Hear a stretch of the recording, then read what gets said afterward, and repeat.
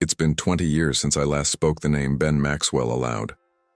40 since I realized the horror he described wasn't a product of his shattered mind, but a prophecy he was forced to carry. They say time heals all wounds, but the dates etched into that cave wall felt like fresh cuts dripping blood into the future. Ben told me in 1952. I dismissed it. I mocked him silently, sometimes out loud for seeking comfort in madness. Now, 2033 is looming, and what happens when the warning is clearer, more specific, more terrifying than the threat itself? I am not a man prone to hysterics. I'm an old-growth man, forged in the iron cold of the Cascade logging camps, refined by 3 decades of service with the United States Forest Service. We deal in facts, cubic feet of timber, GPS coordinates, fire breaks, and search and rescue grids.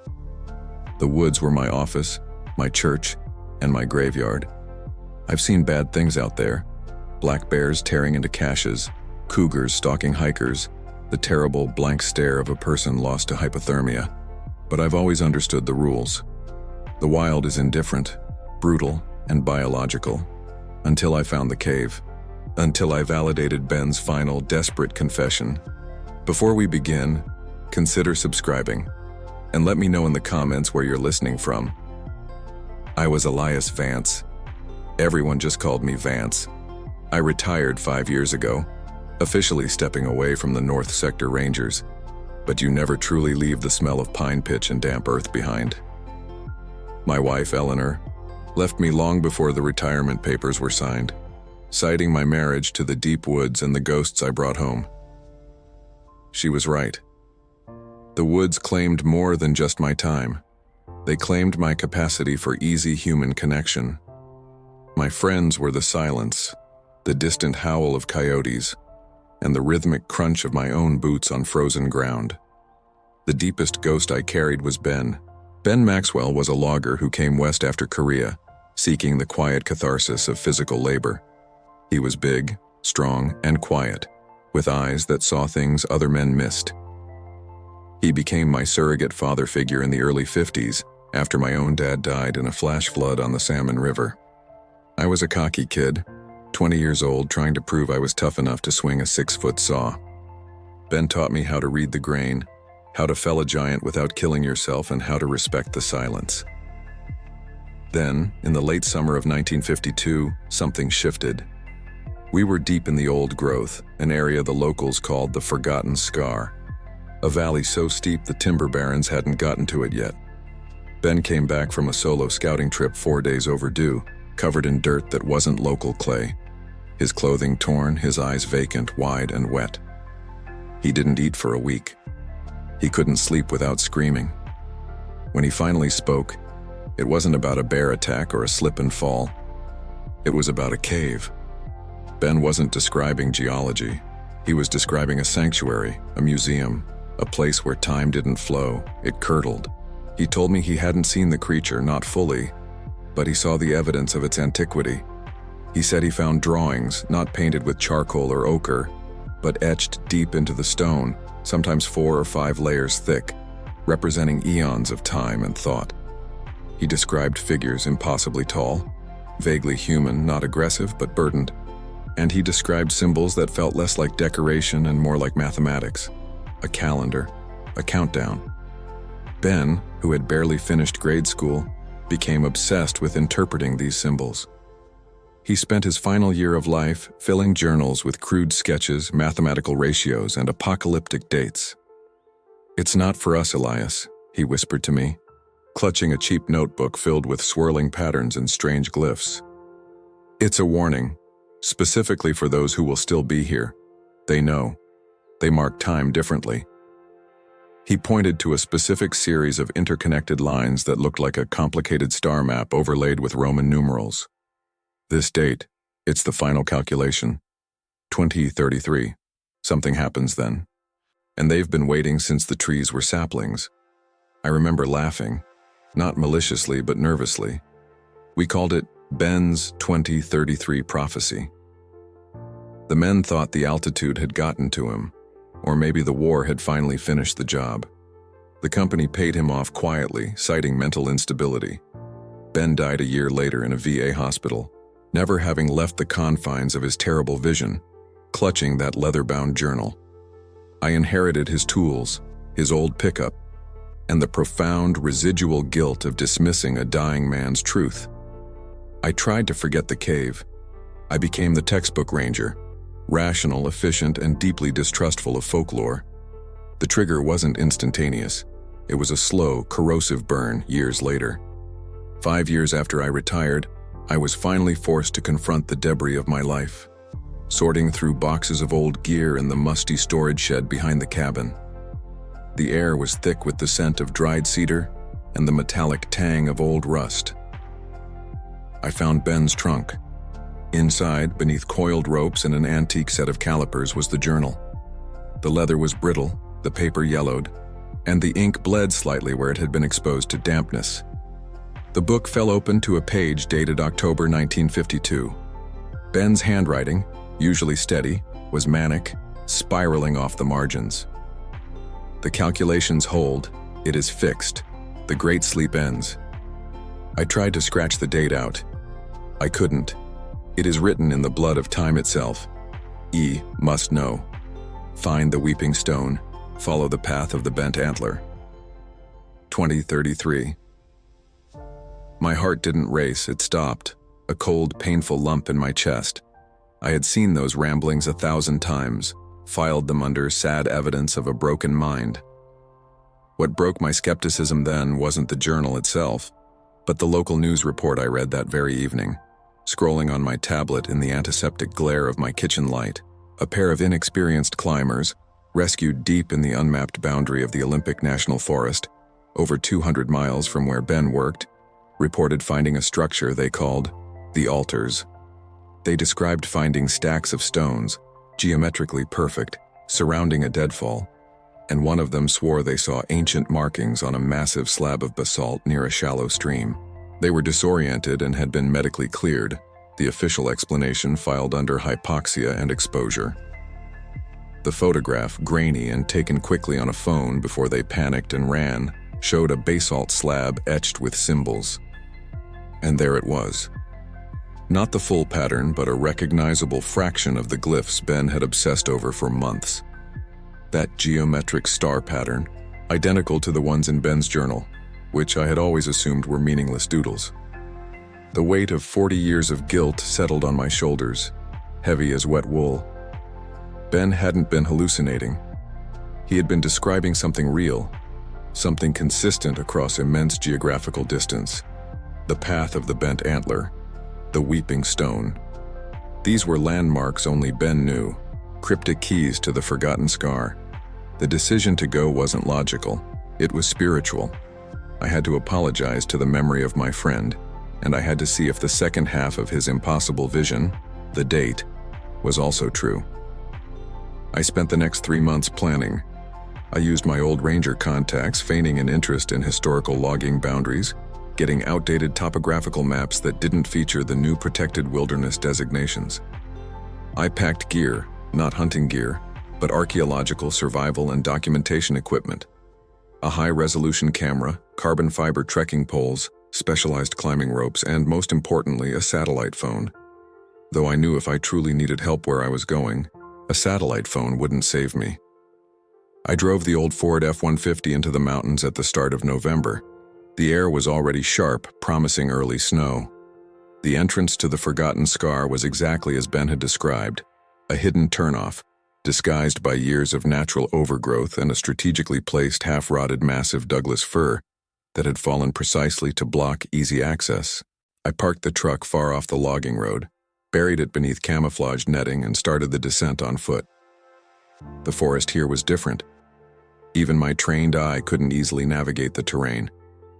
It wasn't just wild, it felt actively hostile to intrusion.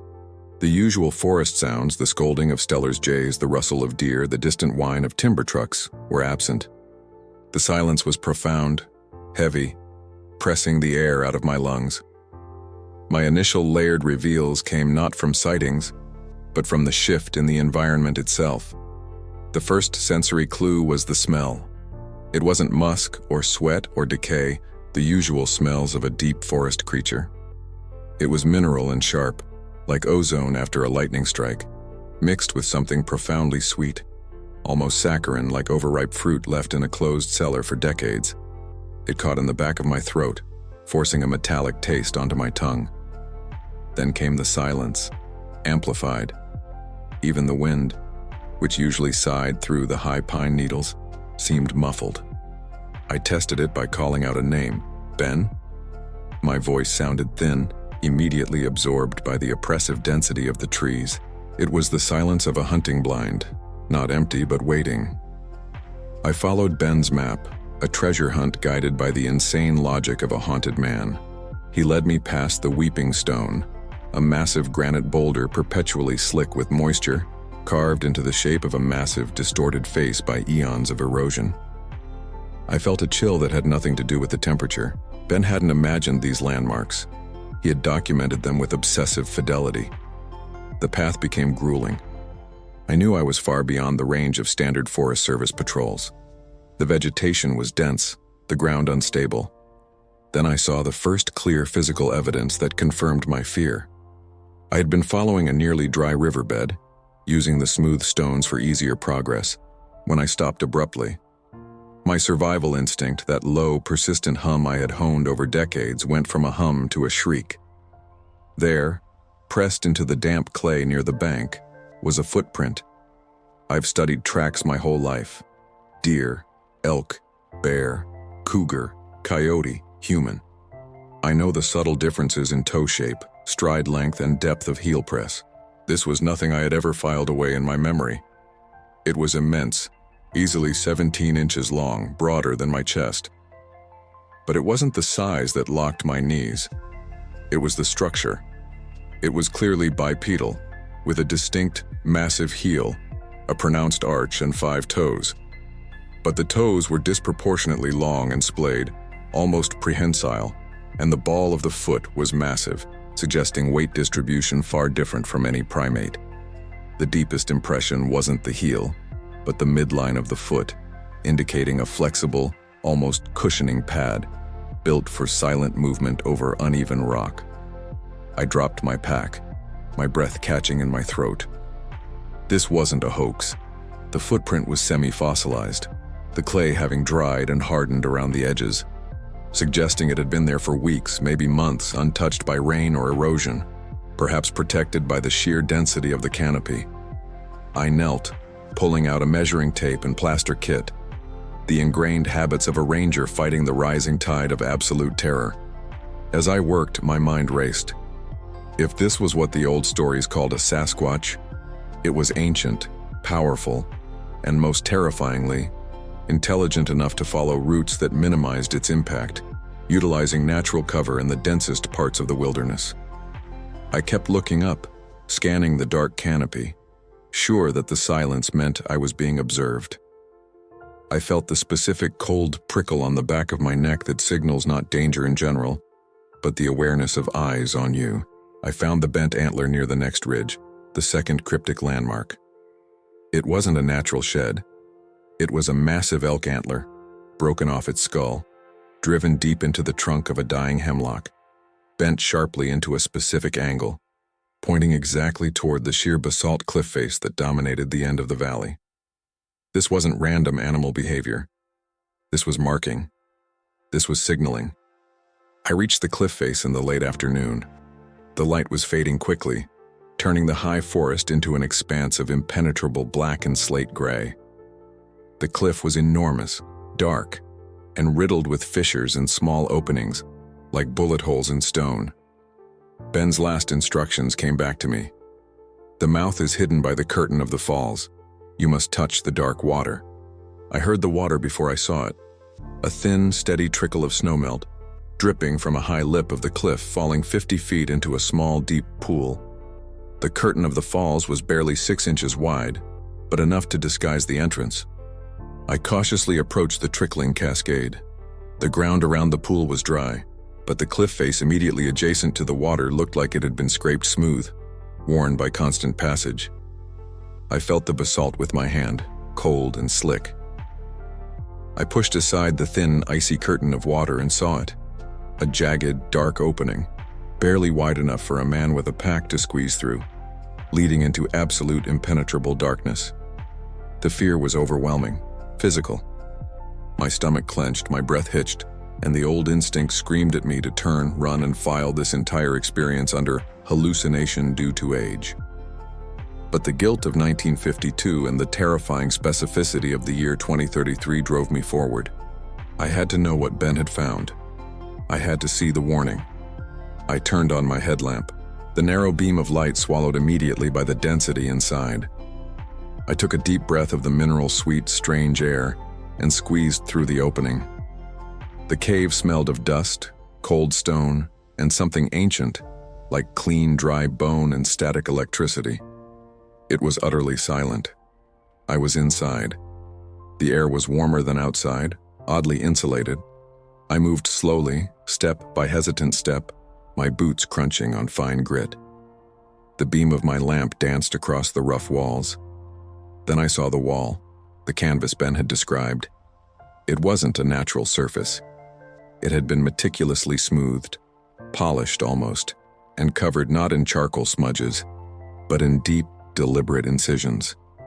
The first drawing I focused on wasn't a figure, but a pattern, the geometric arrangement of lines and dots that Ben had called the calendar. My hand holding the lamp was shaking violently. It was precisely the diagram Ben had drawn in his journal 50 years earlier, confirming his sanity and my long-held dismissal of him as cruel. But further down the wall, deeper into the cave, the drawings became narrative. They depicted a line of tall, powerful, yet mournful-looking figures, standing sentinel. And interspersed among the figures were those specific calculations, those symbols of time. I moved the beam, tracing the path across the wall, my heart hammering against my ribs, convinced I was about to find the terrible centerpiece of Ben's prophecy. There, etched with impossible depth and clarity, was the final date. It wasn't Roman numerals, but a clear, unmistakable series of figures that resonated with the way modern man recorded time, overlaid on the ancient calendar. The number 2033 was glaring back at me, alien and terrifying, the culmination of a vast, uncounted history, waiting for the future. I knew, standing in the cold stone womb of that cave, that I had just walked into the center of a timeline that should have remained buried. This was not a record of the past. This was a direct visual communication intended for those who found it now. A desperate message left by beings who knew exactly what was coming and when. And the urgency of the carving suggested 2033 was not a year of benign change, but of catastrophic reckoning. My journey had just begun, and the silence of the cave felt louder than any scream. It has been 7 decades since Ben spoke those words, simple words whispered over stale coffee in a cold kitchen, but they carved themselves into the bedrock of my memory. They were a seed of madness I carried, a truth too ridiculous to acknowledge until the world crumbled around me. I found the cave. I found the truth he tried to tell us, and now the date he hinted at 70 years ago sits like a millstone around my neck. 2033. If I told you how perfectly everything aligned, the map, the weather, the sheer crushing solitude of that day, you would call it fiction. I call it fate, or perhaps a dreadful cold calculation by something much older than humanity. Before we begin, consider subscribing, and let me know in the comments where you're listening from. My life before the cave was a steady procession of self-inflicted wounds. I wasn't just a man. I was an artifact of failure. I'd spent 25 years as a smoke jumper and then later a patrol warden in the high Sierras. I lived off adrenaline and the illusion of control. But the forest, she is never controlled. She only tolerates us briefly. My marriage ended not because of infidelity or anger, but because I was never truly present. I was always listening for the crackle on the radio, smelling phantom smoke, sleeping with my boots beside the bed. The divorce paperwork cited irreconcilable distance but the distance was in my head, miles deep in unforgiving granite and pine. Then came the Cedar Creek fire in '88. It wasn't my fault officially. The wind shifted unpredictably, turning a controlled burn into a 70,000-acre funeral pyre. But I was the one who authorized the initial light. I watched 500 feet of flame consume everything living, everything silent, everything ancient. And I felt every living thing screaming. The guilt settled into my bones like damp mountain cold, arthritis of the soul. After Cedar Creek, I retreated, transferring to the furthest outpost I could find, managing a few thousand acres of forgotten scrubland near the Idaho border, far from the dramatic peaks where I'd made my name. I was seeking penance in monotony. I lived in an old, unheated wooden cabin built during the CCC era, the kind of place where the silence is so heavy it presses against your eardrums. I was lonely, profoundly and deservedly so. It was during one of those interminable gray February days, cleaning out the dust-choked attic of the cabin, that I found the box. It belonged to the previous warden, a man known only as Mac, a quiet alcoholic who retired abruptly in 1953. Inside, amidst outdated topographical maps and rusty traps, was a leather-bound journal. It wasn't Mac's, it was Ben's. Ben was the old man, the family friend who had filled my childhood with frightening, beautiful stories. The one who spoke of a secret chamber, an elder brother of the woods who spoke through stone. I'd always assumed Ben's stories were the ravings of an old hermit.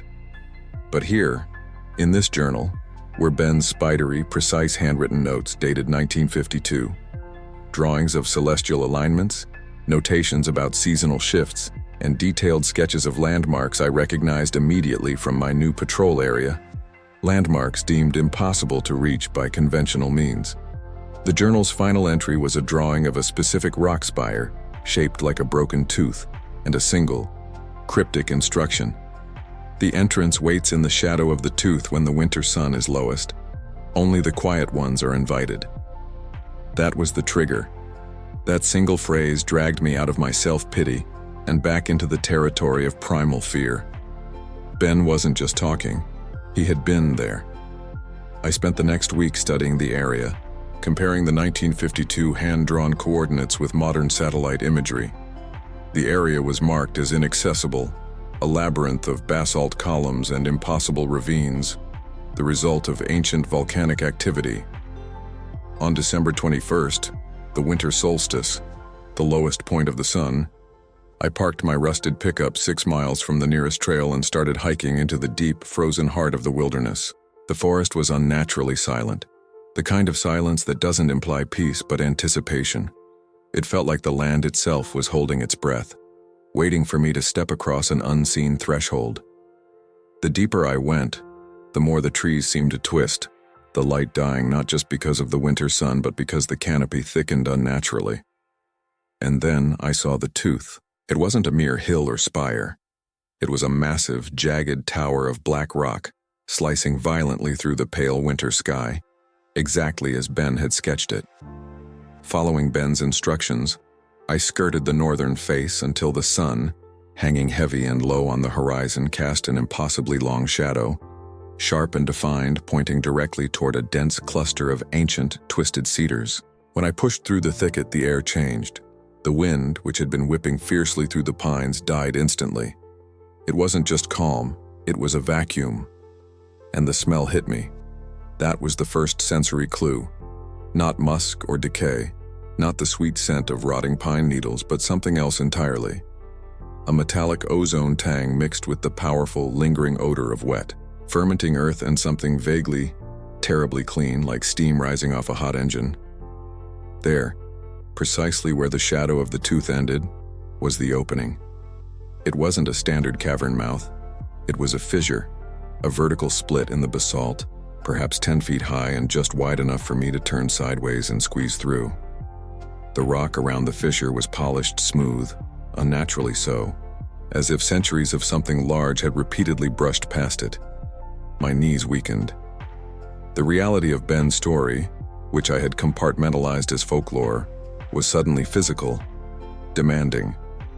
Every fiber of my training screamed at me to turn back, but the guilt, the desperate need to find a truth bigger than my own failures, propelled me forward. I remembered the unsolved case of young Sarah Jenkins, who vanished near this area in the 1970s. The official report said, presumed exposure, likely disoriented and wandered off. But they never found her, never found anything. Maybe Mac, the previous warden, knew something about that silence, something that made him abandon his post in terror. Now, standing before that cold, silent mouth in the earth, I felt the lie of the official version dissolving. I switched on my heavy-duty headlamp. The beam cut weakly into the blackness. Entering the cave was like stepping into an inverted world, a place where gravity felt heavier and time moved differently. The air was wet, cold, and utterly still. I squeezed through the entrance, scraping my backpack on the sharp rock, and found myself in a narrow, sloping corridor. The sound of my own breath, ragged and loud, was amplified 1,000 times. The quiet ones are invited. I understood why now. Any noise felt like sacrilege.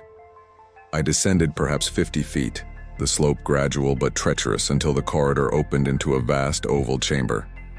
It was cathedral-like in scale, yet oppressively enclosed, the light from my lamp swallowed almost immediately by the sheer size of the space.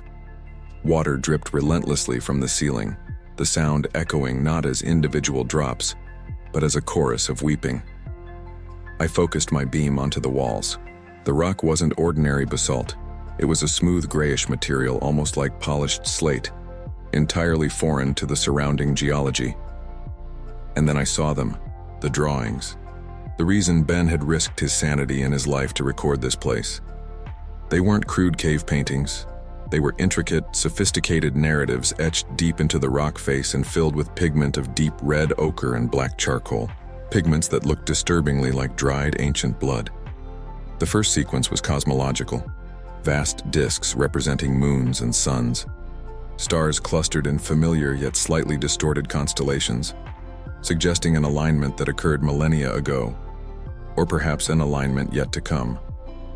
There were strange, serpentine lines connecting the celestial bodies to the earth, a terrifying depiction of influence, of control flowing from the heavens down to the soil. My light shook in my trembling hand. I felt the overwhelming presence of time, of untold ages passing within these cold walls. This wasn't the work of early man seeking shelter. This was documentation. I moved deeper into the chamber, following the pictorial narrative counterclockwise. The second sequence depicted creatures. Not animals, not deer, not bear, not even mountain lions, but the tall man. The creature was rendered with profound reverence and detail. It was immense, broad-shouldered, with eyes that glowed in the charcoal like amber embers. But the most shocking detail was the hands. They were depicted not as paws or clumsy appendages, but as long, almost human hands holding instruments, manipulating objects, and, most chillingly, comforting smaller, more distinctly human figures. Children, perhaps. The tall man was portrayed not as a beast, but as a guardian, a force of immense ancient intelligence. The terror wasn't in its monstrous appearance, but in its recognizable sadness, its burden. Then came the third sequence, the most disturbing, the heart of the warning. This sequence was frenetic, violent. It showed a massive upheaval of the earth, mountains splitting, fire descending from the skies, and the tall man figures struggling, fighting against the chaos, sometimes failing, sometimes leading masses of humans toward subterranean safety. This was a depiction of a great, terrible reset, a catastrophic event that had happened before. And finally, the last panel, the one that stopped my heart cold. It wasn't abstract, it was specific. It depicted the tall man standing atop the broken tooth spire, gazing at the heavens. Below it, carved with painful precision, were symbols that I had seen in Ben's journal. A glyph that represented a specific astronomical conjunction, followed by 3 distinct hash marks, and then 3 more. I pulled out the photograph I had taken of Ben's translated notes years ago. The notes, he insisted, meant the time of the third turn of the twin stars. My rational mind tried to deny it, searching for any other interpretation. But the symbols, combined with the context of cataclysm and the celestial alignment, were unmistakable. Ben had cracked the code years ago, believing the sequence referred to a calendar cycle that ended in a major human-centric event. The glyphs translated unequivocally to the year 2033. The realization hit me with the force of a physical blow. This wasn't mythology, it was a predictive warning, carved by something with foresight far beyond our understanding, detailing a historical catastrophe and projecting its next recurrence. It was a clock counting down, and I had stumbled into the hidden chamber where the alarm had been set. I stumbled backward, the beam of my headlamp sweeping frantically across the damp walls, searching for any sign that I was misinterpreting the images. But there was only the cold, unfeeling permanence of the slate. They knew. They had known for untold centuries. And they had left this message, this forbidden script, waiting for someone to find it, waiting for someone like Ben, and now waiting for me. When I finally scrambled back out of the fissure, into the weak, late afternoon light, the world seemed utterly wrong. The snow-covered pines, the distant mountains, the familiar crunch of the frozen ground, it was all a facade, a thin layer over a deep, hidden dread. The forest was no longer just a place I patrolled. It was a vault, concealing a terrible knowledge. I had entered the woods seeking closure for my past failures. I left carrying the terrifying burden of a future catastrophe. The year 2033 became an invisible ticking clock, measuring not just time but dread. I never told anyone what I found that day. How could I? I found a cave where an intelligent, ancient, proto-human species left drawings warning of a global disaster set for 2033. They would have pulled my badge and fitted me for a straitjacket. I became a secret keeper, a lonely prophet whose only congregation was the silence of his cabin. The forest didn't just hold the secret, it held me. My trauma became secondary to the urgency of the warning. Every day since that solstice has been measured against that final date. The date they wrote on the stone. Some things in those woods were never meant for us. But they're still out there, waiting. And now, I was waiting too, trapped in the shadow of 2033. The truth is rarely simple. It is often ancient, terrifying, and deeply lonely. If this story moved you, consider subscribing. Stay safe out there. The air inside was not like the air outside. The forest had been humid, heavy with the scent of pine needle decomposition and wet soil. But here, the breath that left my lungs condensed instantly into a ghost, and the atmosphere held the dry, metallic tang of ancient earth and minerals, untouched by sunlight for millennia. It was a cold that wasn't just temperature. It was the cold of pure time seeping into the marrow. I played the beam of the flashlight across the cavern wall, and the reality of the finding hit me with the physical force of a tidal wave, crushing the last vestiges of logical denial. This wasn't some natural aberration, a trick of light on mineral deposits. This was intentional. This was language. The drawings covered the entire expanse of the main chamber wall, stretching across roughly 40 feet of smooth slate-like rock, far beyond where the light faded into the darkness of unexplored tunnels branching off to the left and right. I estimate the height of the main frieze to be nearly 15 feet, the work done by someone tall, incredibly strong, and possessed of a focus I couldn't begin to fathom. The colors were distinct, a deep, iron-rich ochre. Blood, dried and pulverized, I suspected, formed the primary narrative lines.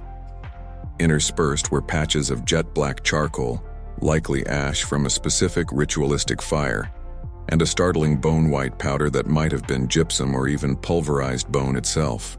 I started at what seemed to be the beginning, the far left, where the rock was fractured by an old seismic event. The initial depictions were simple, cyclical.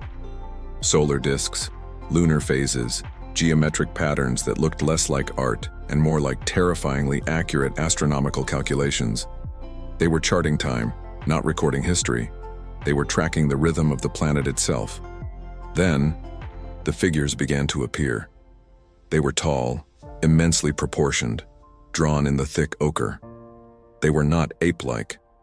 I have seen the depictions, the crude attempts to categorize the Sasquatch as a missing link, some clumsy throwback.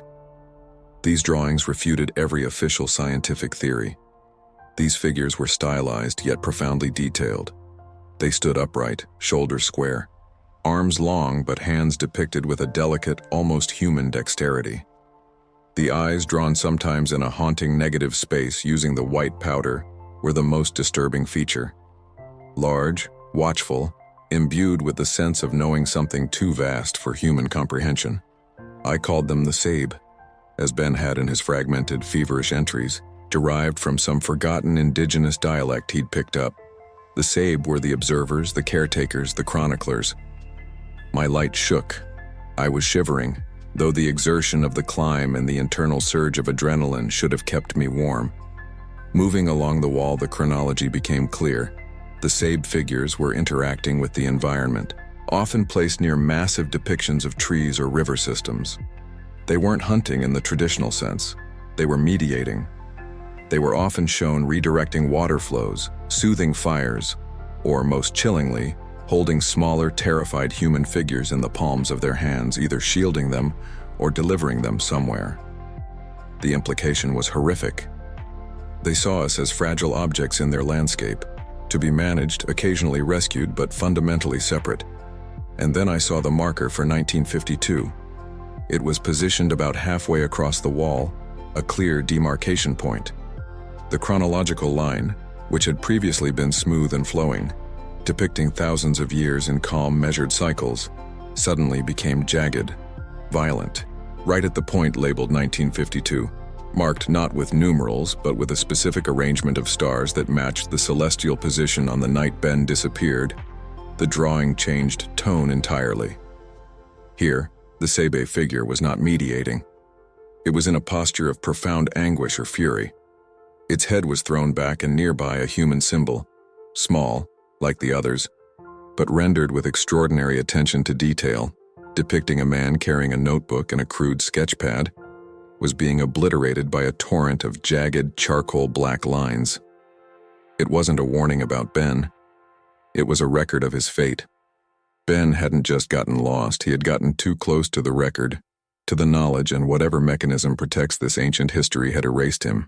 The drawing was an epitaph, cold and clear. I felt the familiar surge of guilt, hot and toxic, rising in my throat. For 70 years, the official record had been simple exposure, maybe a bear attack, maybe a fall. But Ben had stumbled into a historical archive guarded by beings who treated human life with the same detached necessity. We treat the health of a complex, interconnected ecosystem. He was a threat to the stability of the knowledge. I stayed fixed on that 1952 section for what felt like an hour, analyzing every curve of the ochre, every fleck of white dust. I understood now what Ben had meant by his final scribbled notes, the ones that spoke of the Watchers and the calendar. He hadn't just seen one of them. He had seen their entire cosmology laid bare on rock. He paid the ultimate price for seeing the truth outside the allowed boundaries. I took a deep, shuddering breath, the sound deafening in the cave's silence, a silence so complete it felt pressurized. I had to catalog the rest. I had to reach the end of the timeline. The drawings progressed quickly from 1952 onward. The Sabe figures became less integrated into the natural environment and more defensive, often depicted holding barriers, crisscrossed lines of defense against what looked like chaotic, smaller symbols representing modern industrial noise, concrete, and the relentless encroachment of human settlements. The message was clear.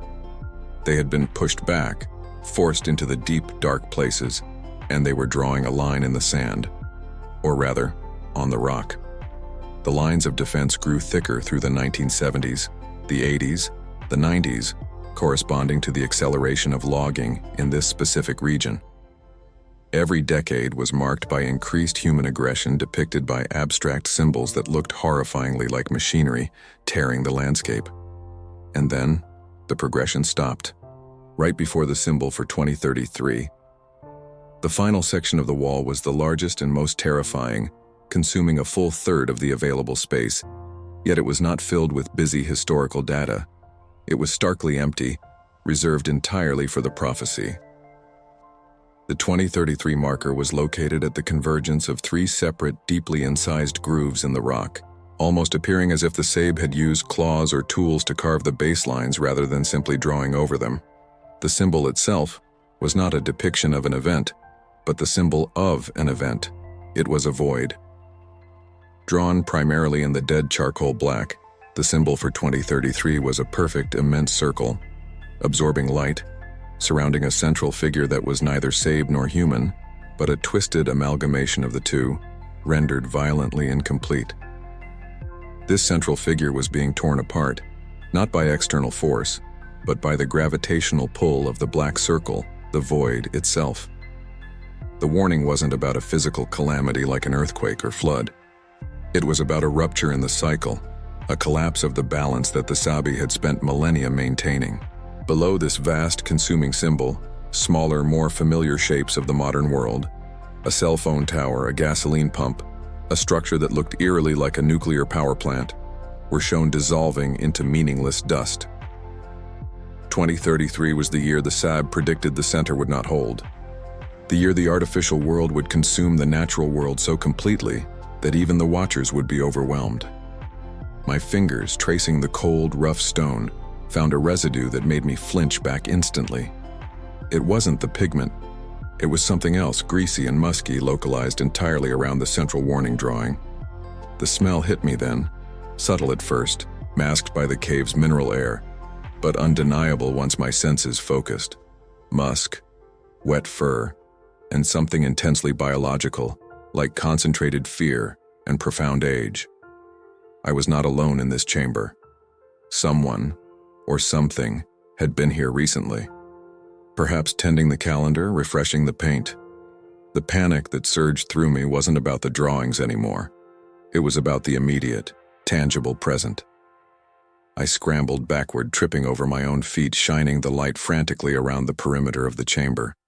The flashlight beam danced across the ceiling, catching moisture dripping from stalactites, and then, across the entrance tunnel, nothing. Just shadows and the dripping water echoing with unnatural clarity. But the silence I had initially welcomed now felt like a taut wire drawn around my throat. The sounds of the forest outside, the wind, the insects, the distant call of an owl, had been completely cut off by the geology of the cave. I was in a pocket of absolute sensory deprivation, save for the terrifying evidence arrayed before me. I realized I hadn't heard my own heartbeat in several minutes. My body had entered a state of shock, dampening all internal noise, leaving only the deafening roar of fear in my skull. This cave was not just an archive, it was a sanctuary, and I, a blundering trespasser, was contaminating the sacred warning. Ben had died because he looked too closely, and I was doing the same, chronicling the Sabe's prophecy, bringing modern light to their ancient dread. I forced myself to look back at the 2033 void. The symbols were complex, but the meaning was simple. Get out. Prepare. The time of reckoning is coming. I pulled out my digital camera, my hands shaking violently, trying to capture the sheer scope of the mural. I knew no one would ever believe me, but I had to try to preserve the evidence.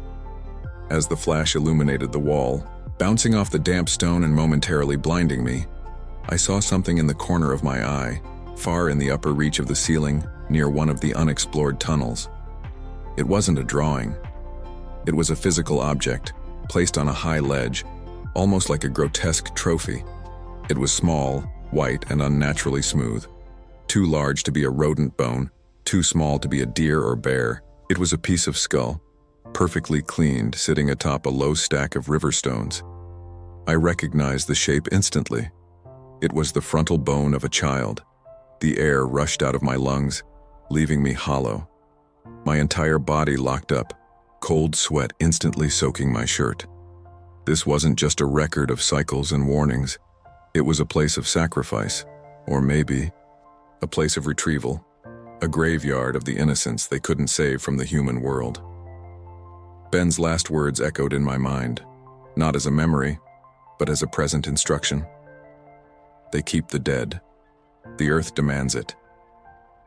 The weight of 70 years of hidden history, of Ben's tragic end and the cosmic horror of the Sabe's ancient warning about 2033 crashed down on me.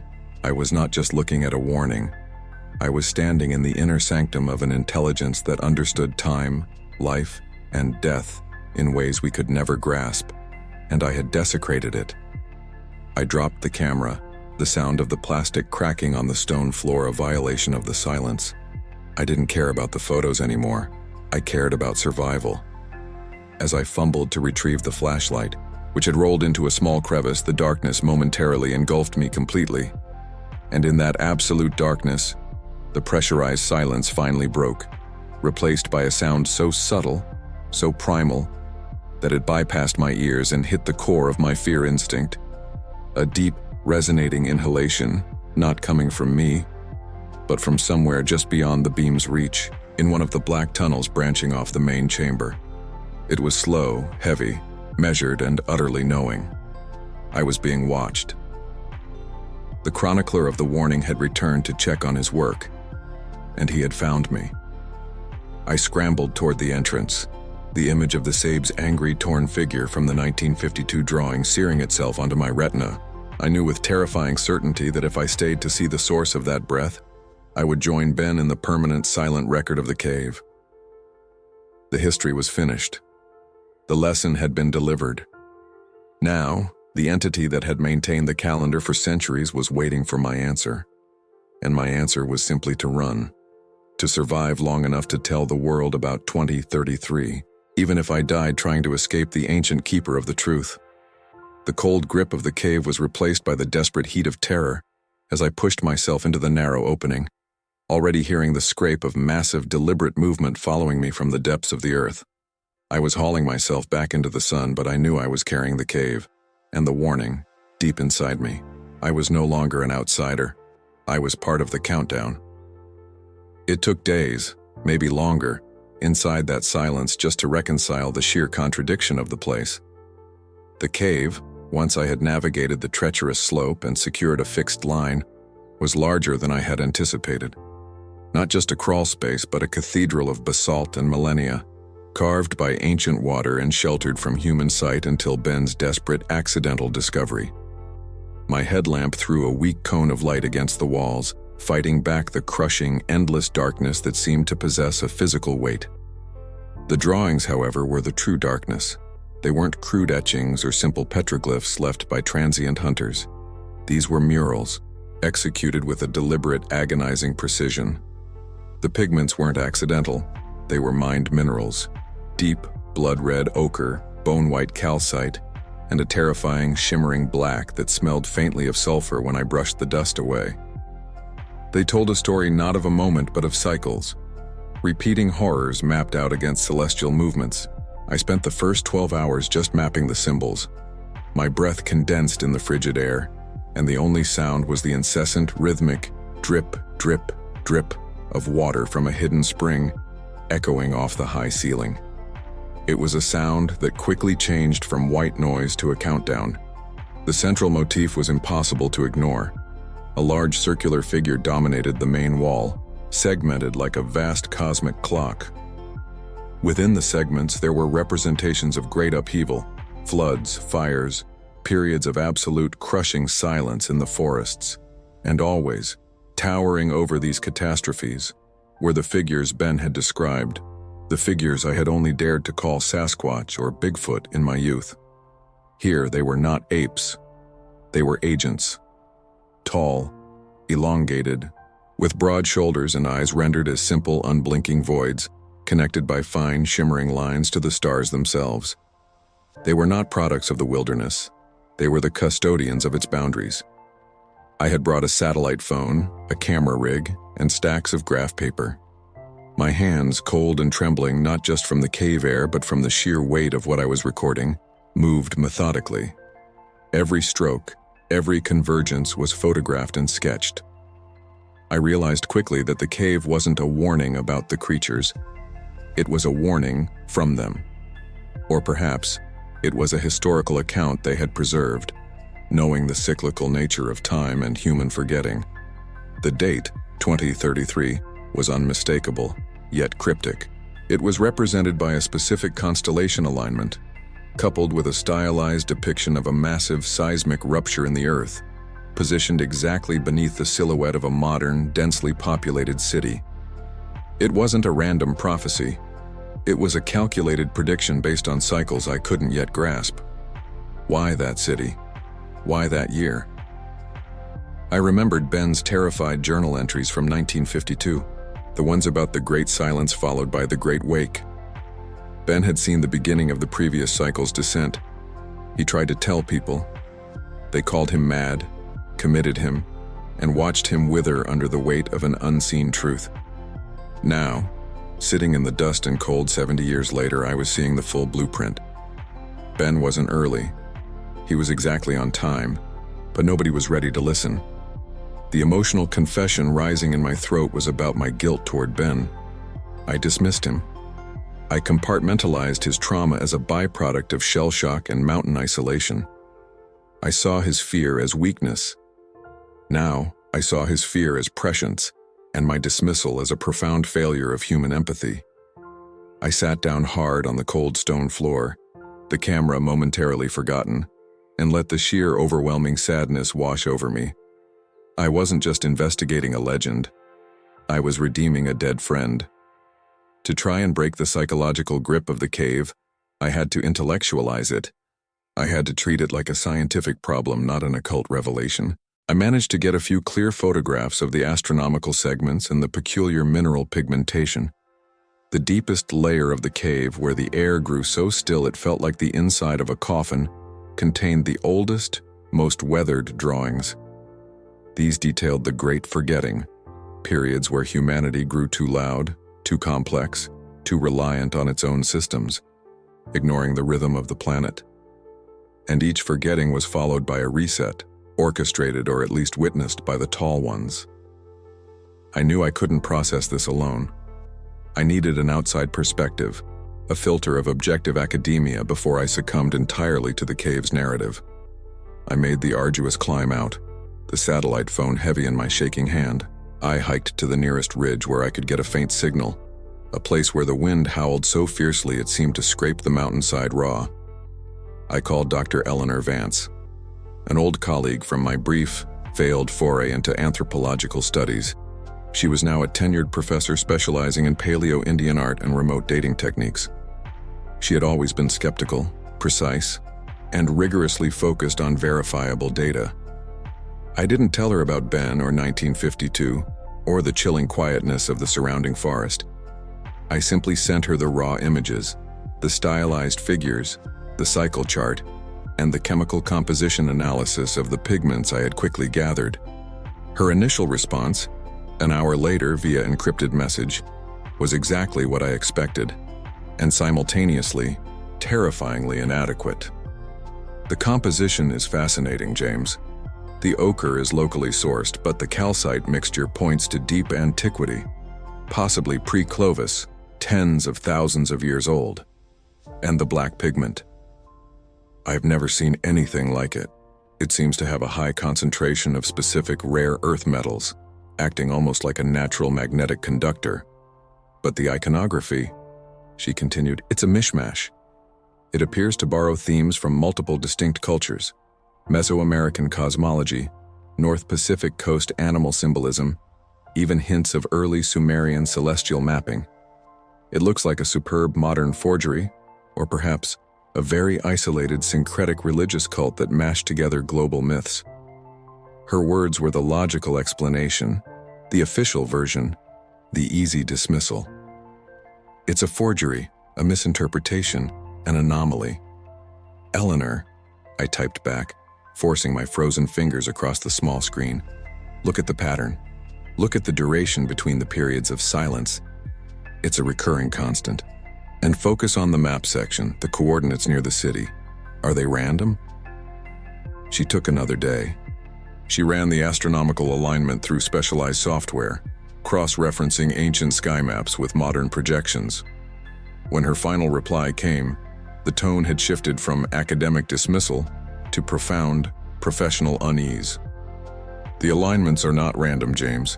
They align with a catastrophic, though predicted, near-Earth object passage, which is currently scheduled for 2033.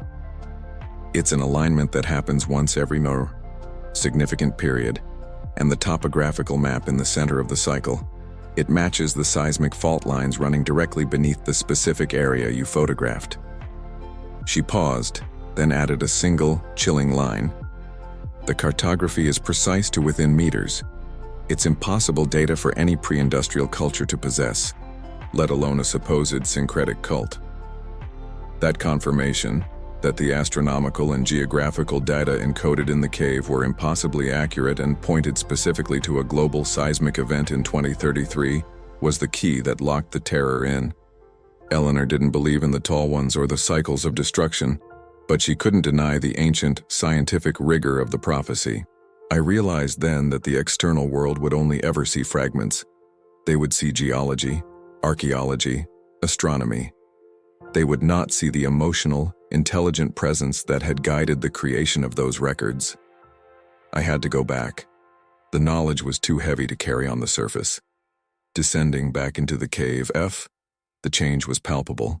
It wasn't just darker, it was heavier. The sound of the dripping water had stopped entirely. The silence this time was not empty.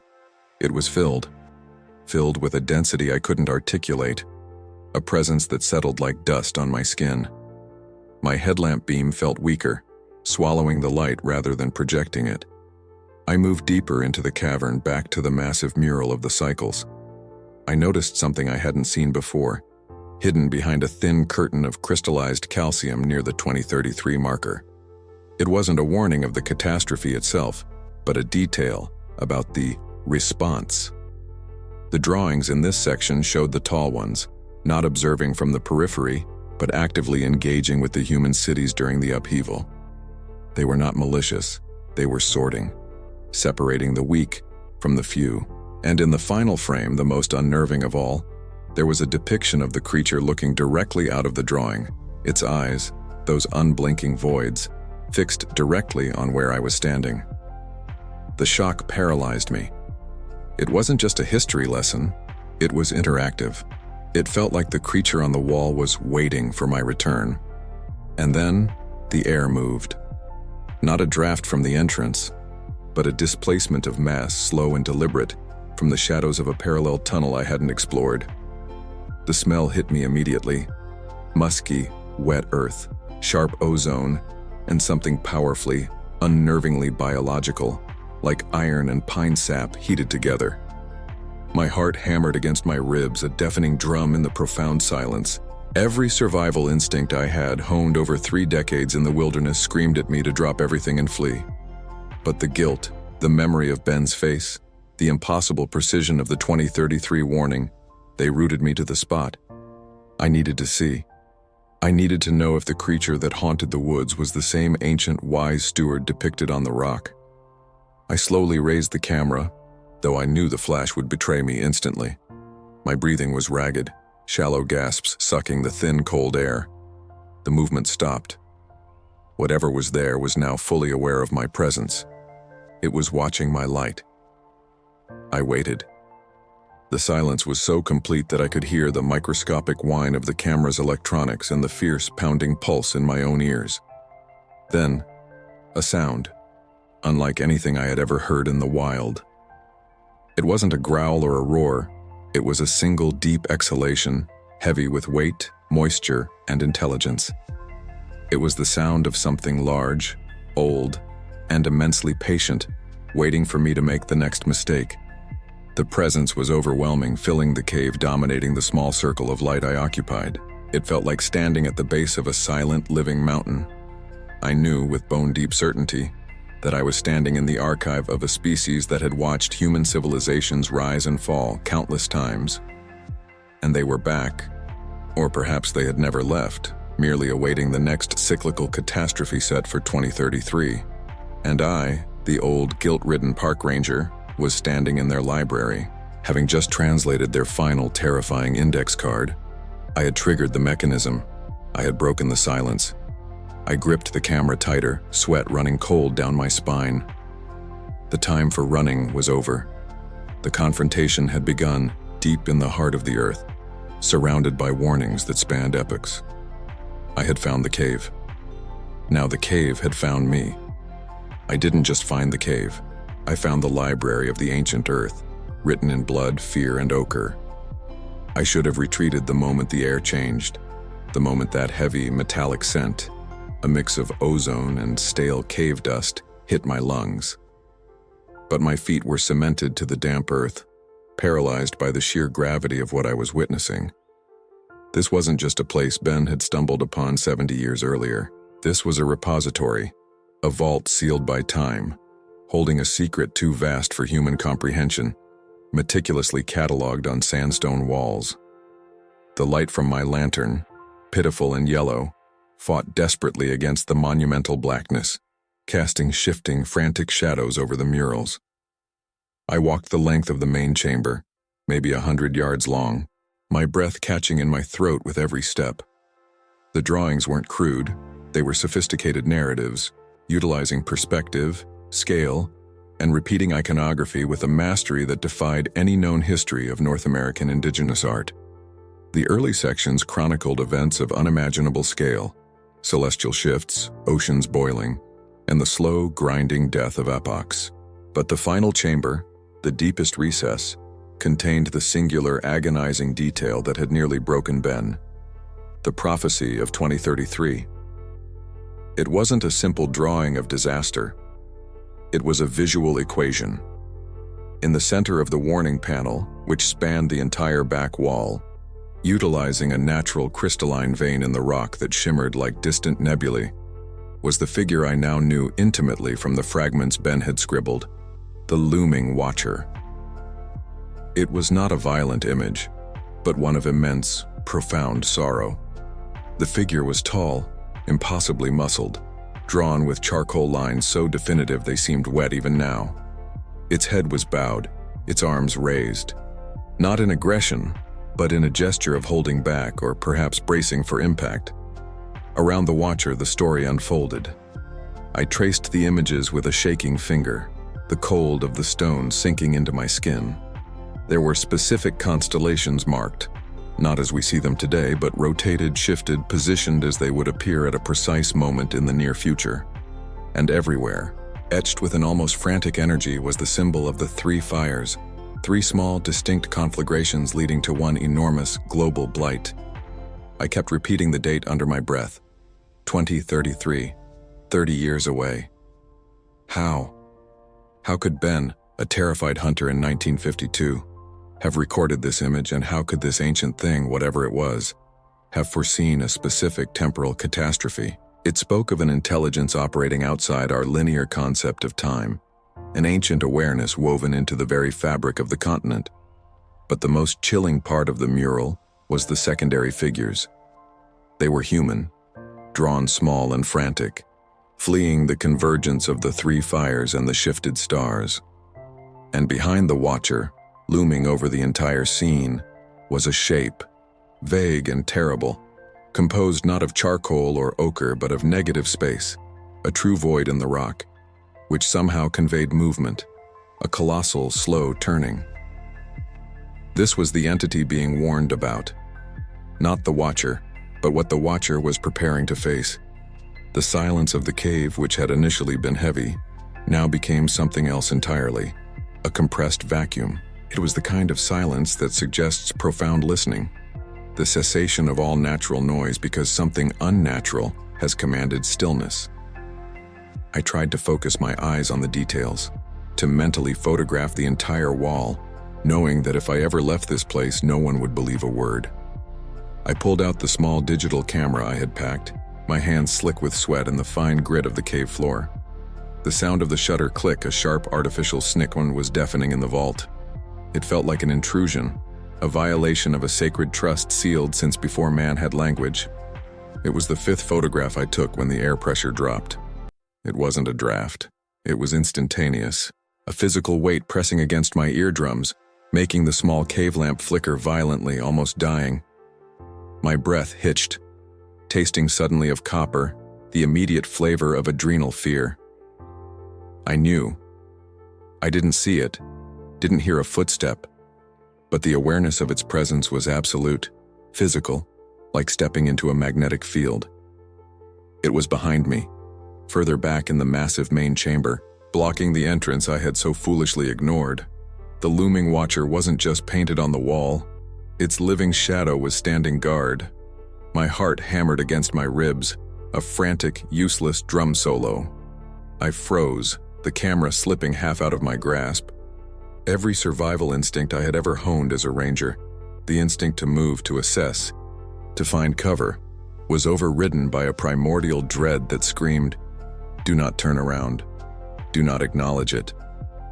I kept my gaze fixed on the 2033 mural, pretending to be utterly engrossed, praying that my absolute stillness would render me invisible. But the air was thick now, vibrating with a profound, deep sound that I realized wasn't sound at all, but the resonance of massive muscle mass. It was the rhythm of a chest expanding and contracting, slow, oceanic, powerful enough to stir the dust motes dancing in the beam of my lantern. I imagined its size. Ben's journal had spoken of towering height, of eyes like deep pools of night and ancient pain. I could feel those eyes boring into the back of my skull, analyzing every tremor of my fear, judging my intent. Did you come to understand, or did you come to violate? The silence seemed to ask. The terrifying part was the lack of malice. There was no growl, no threat display, no rattling of the rock. It was simply there. An immovable sentinel guarding the most devastating secret humanity was about to face. I was trapped between the past, Ben's trauma, and a future, 2033's doom, and the ancient custodian of both. Slowly, excruciatingly, I tried to move my hand, to slip the camera back into my backpack without making a sound that would betray my terror. The zipper felt like grinding metal in the compressed silence. Click. It was only a tiny sound, but it broke the fragile tension. The breathing stopped. Absolutely. The silence that followed was worse than any roar. It was the absence of life, the cold, perfect quiet of a predator waiting for its prey to make the fatal final movement. My mind raced back to Ben. He had escaped. He had run. But he hadn't escaped the knowledge. The images had burned themselves into his sanity, consuming him slowly over decades until all he could do was leave those fragmented warnings in his journals. If I ran now, would I carry the same destructive fire? No, I couldn't run. Not yet.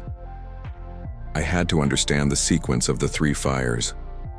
I forced myself to look back at the mural, tracing the path of the disaster. The first fire was small, contained, localized in a specific geographic area, indicated by a rough drawing of a coastline, perhaps the Pacific Northwest where we were. The second fire was larger, centered over a cluster of geometric shapes that might represent cities or high-density areas.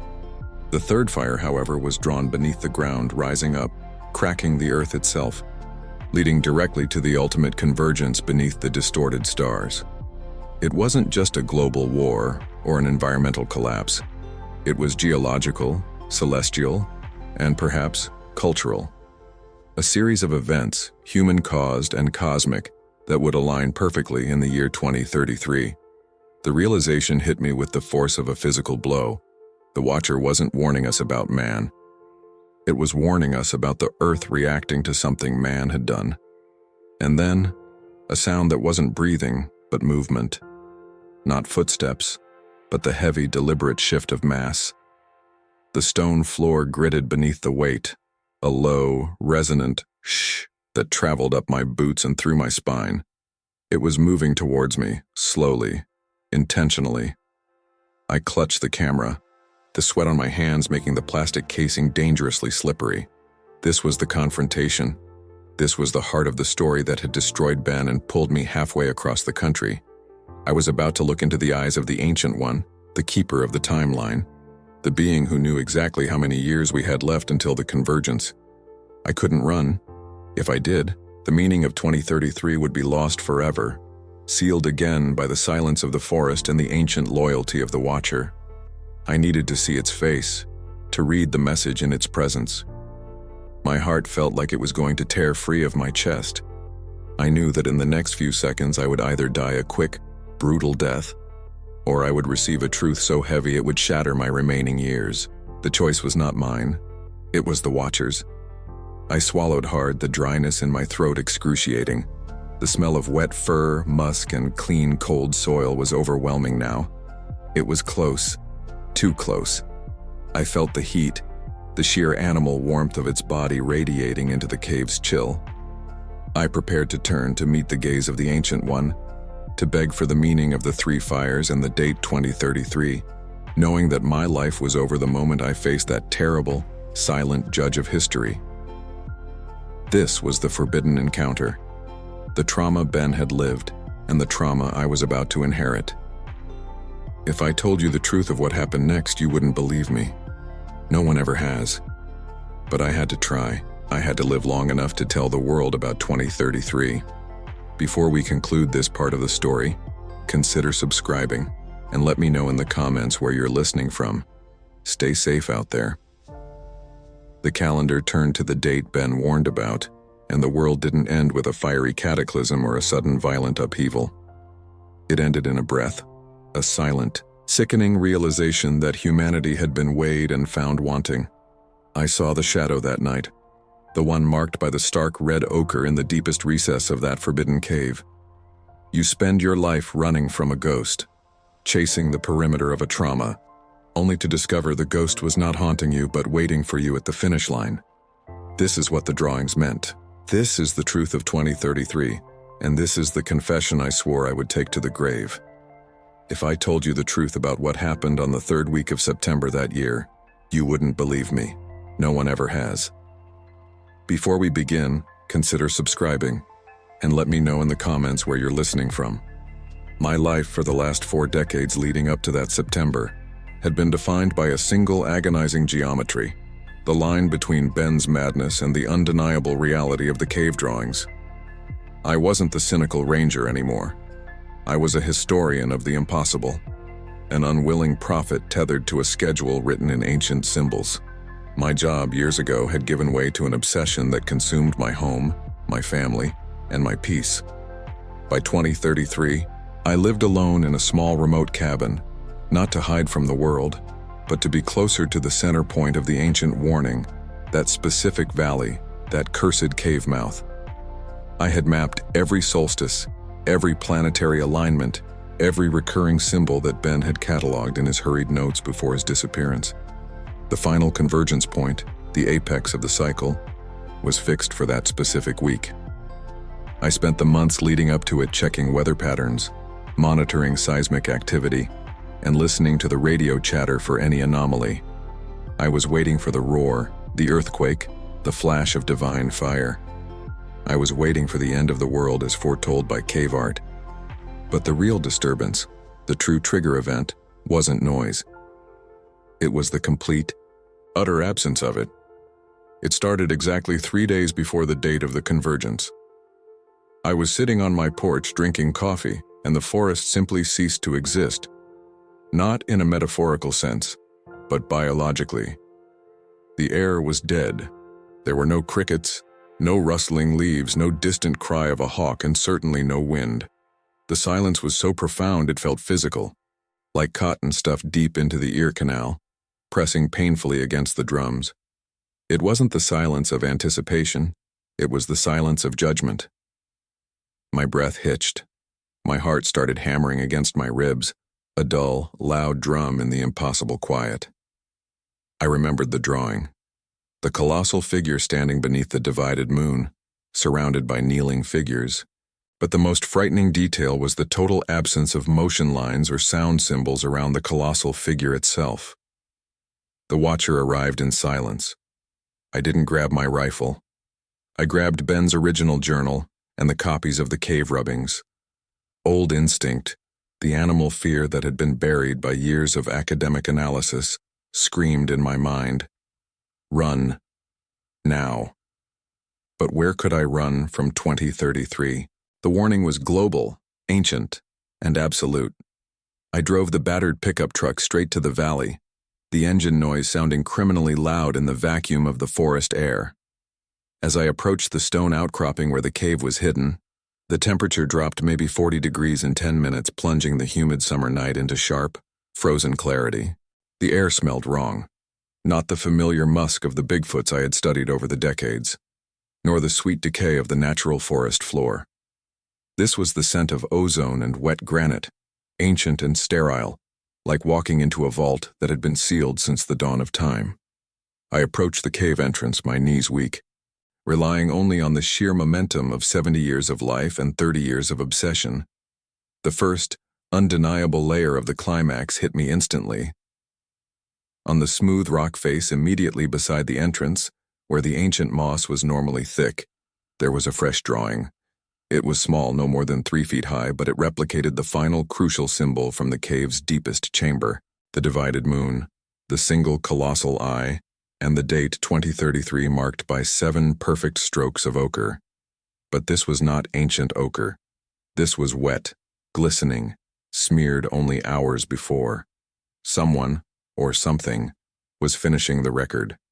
The layer of ancient mystery peeled away instantly, replaced by the terrifying present. This wasn't mythology. It was a scheduled appointment. I collapsed against the cold stone, fighting for breath. This symbol was the lock. What followed was the key. I tried to rationalize it. Maybe it was a hallucination caused by the sudden drop in air pressure. Maybe a rival researcher had found the cave and was playing a cruel, elaborate trick. I knew, even as the thoughts formed, that they were pathetic lies. The power permeating the air was too immense, too suffocating to be human trickery.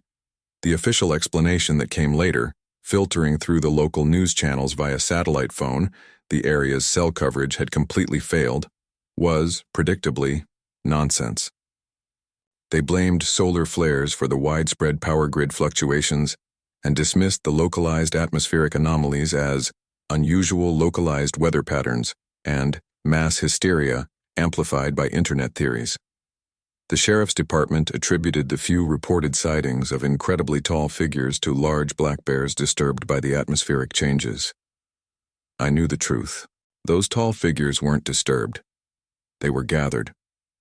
I sat by the cave mouth for hours, waiting for the sun to rise, but the sun never truly broke through. The valley remained suspended in a perpetual cold twilight, illuminated by an unnaturally luminous bluish-gray haze that filtered through the thick canopy. My heart was a heavy weight in my chest. I knew I couldn't leave. I had come this far. Ben had died trying to tell this story. I owed him the finale. I owed him the truth. The final confrontation began not with a physical appearance, but with a sound I had never heard before, though I had read descriptions of it in obscure indigenous folklore. It was a single, sustained subsonic tone that vibrated through the earth, not the air. I felt it in my bones, in the fillings of my teeth, deep in the pit of my stomach. It was the sound of something immense moving with absolute, unhurried certainty. Then the shadows moved. They weren't shadows cast by the sun. They were deeper, older shadows detaching themselves from the trees on the opposite ridge. First, 5, then 10, then too many to count. The Sasquatch population of this valley, creatures I had hunted and studied for decades, were all gathering. They did not walk on all fours. They stood upright, moving with a silent, flowing grace. They stopped at the perimeter of the clearing, forming a vast, silent, watching circle. They weren't looking at me. They were looking past me, toward the mountain peak. They were waiting for their leader. The sheer mass of their presence pressed the air out of my lungs. I was a tiny, insignificant insect observed by a multitude of ancient, wise creatures. But the horror hadn't peaked yet. The watcher arrived from above. I heard no branches breaking, no rustle of leaves. One moment the ridgeline was clear. The next he was standing there, the central figure from the cave drawings, the one marked by the divided moon. He was far larger than any typical Sasquatch sighting I had ever documented. I had seen the footprints the size of dinner plates. This creature must have stood at least 12 feet tall, maybe 13. His coat was not black or brown, but a deep iron gray, matted and interwoven with moss and lichen, making him look less like a mammal and more like a walking piece of the ancient mountainside itself. But it was the eyes that shattered me. They were not the glowing red or yellow eyes of terrified animals caught in a spotlight. They were deep, liquid pools of obsidian, reflecting the strange blue twilight. They held intelligence, yes, but beyond that they held time. When his gaze finally lowered and locked onto mine, the world slowed to a crawl. In that singular moment, standing before the watcher, I understood the entirety of the 2033 warning.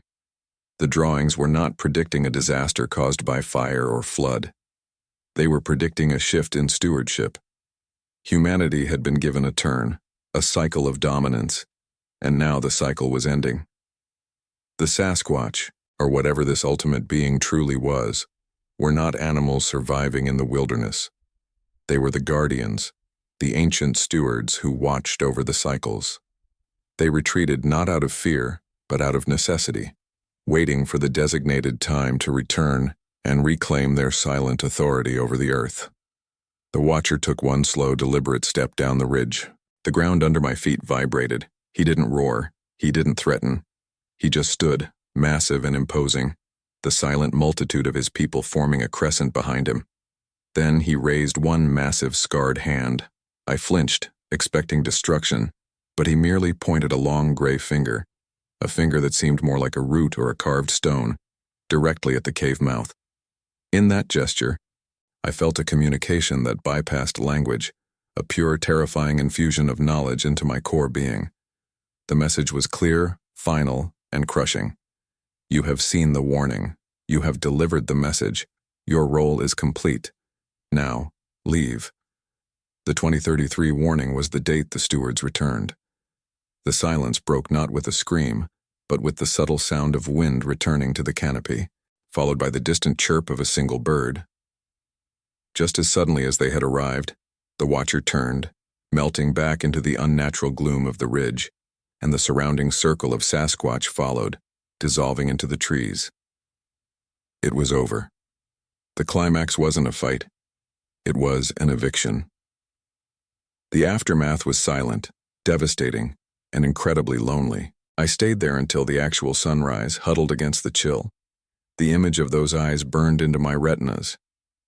When I finally dragged myself back to the truck, the blue light was gone, replaced by the mundane orange of dawn. The forest was functioning again, albeit subdued. I never went back to the valley. The guilt of Ben's death, which had fueled my decades of research, was finally replaced by the guilt of survival and knowledge. I knew the secret of 2033, and it had incapacitated me. I drove out of the mountains and never looked back.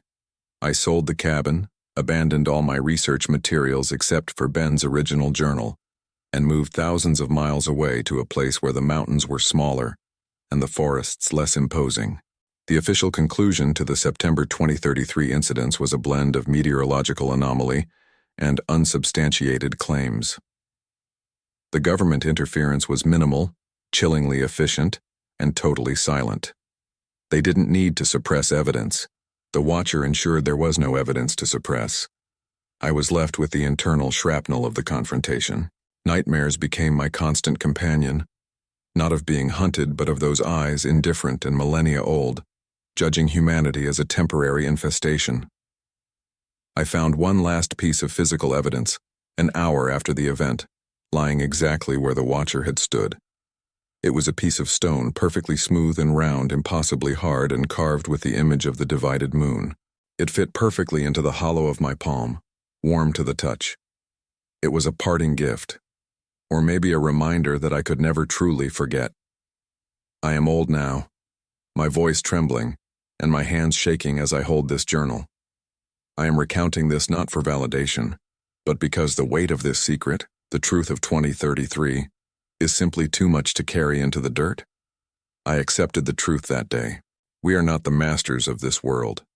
We were allowed to play in the sandbox for a time, but the true custodians are ancient, wise, and patient. The 2033 event was not the end. It was the recalibration. The line between wilderness and civilization blurred forever. The sightings since then have been fewer, the interactions more controlled, more deliberate. They are watching us differently now. The ancient cycle has turned, and we are now firmly placed in the perspective of the observed. Some things in those woods were never meant for us to fully understand. The drawings in the cave were a courtesy, a small hint of a reality too vast for our fragile minds to comprehend. But they are still out there. They are still watching, and they are waiting for the next turn of the great, silent cycle. If this story moved you, consider subscribing. Stay safe out there. Do not confuse the silent wisdom of the woods with emptiness.